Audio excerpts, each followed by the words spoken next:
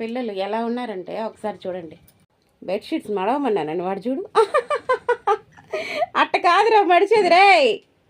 ఏందోడు మూట చుట్టేస్తున్నావు.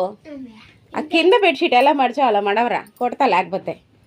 అరే పక్కన కూరలు ఉన్నాయిరా, దీన్ని పడే. కౌశి శుద్ధంగా మడుగు బెడ్షీట్స్. ఏందోడు శుద్ధంగా బెడ్షీట్లు మడిచి కానీరా, టైం అయిందా? ఏందోడు ఏం చేస్తున్నావు? అట్ట కాదురా. అయ్యో దేవుడా, ఈ బిడ్డ చూస్తే ఎట చేస్తాడు. వాడిని చూస్తే పూజ చేయమంటే అక్కడ తంటాలు పడుతున్నాడు. వాడి సంగతి మళ్ళీ చూపిస్తా ఉండండి.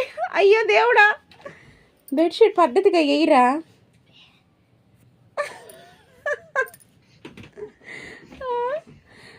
నాకు ఇక్కడ దోశ పోయమన్నారు కదా, చిన్న హెల్ప్ కూడా చేయలేవు కావచ్చు. ఇటు చూడు, అమ్మకి చిన్న హెల్ప్ కూడా చేయలేవా? అదో ఆయన పెద్ద ఆయన పూజ చేస్తున్నాడు, నేను బెడ్షీట్ మడుస్తున్నాడు. ఏమే నోరు మూసుకొని చేస్తున్నావా? నోరు తెరవ్వా? రాబిట్టి పిల్ల, నోరు తెరవ్వా? ఓయ్ తెరువురా, ఒక్కసారి నోరు తెరువు. అట్ట కాదు, ఏమన్నా మాట్లాడు. అట్ట కాదు, ఏదన్నా మాట్లాడరా. ఈ బుద్ధిమంతుడు పూజ చేస్తున్నాడు. నిజంగానే నా పెద్ద కొడుకు బుద్ధిమంతుడబ్బా, నా చిన్న కొడుకులాగా మాత్రం కాదా. చూడండి, అక్కడ దేవుడు ఉంటే అక్కడ తిప్పి ఆడ గుచ్చుతున్నాడు గడ్డి. నిజంగానే నా పెద్ద కొడుకు ఏదో చూడండి, కోతి శాస్త్రాలు. ఇప్పుడు శుద్ధంగా మడిచి వేయలేదనుకో బెడ్షీటు, నీకు చెప్తా నేను. నా బెడ్షీట్ చినిగిపోయింది, కుట్టుకోవాలబ్బా. అరే మీ నాన్న వస్తాడు, దోశ వేయాలి నేను.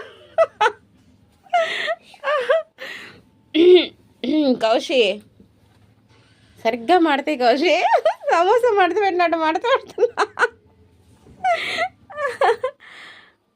అంచు ఎంచు రెండు పట్టుకో.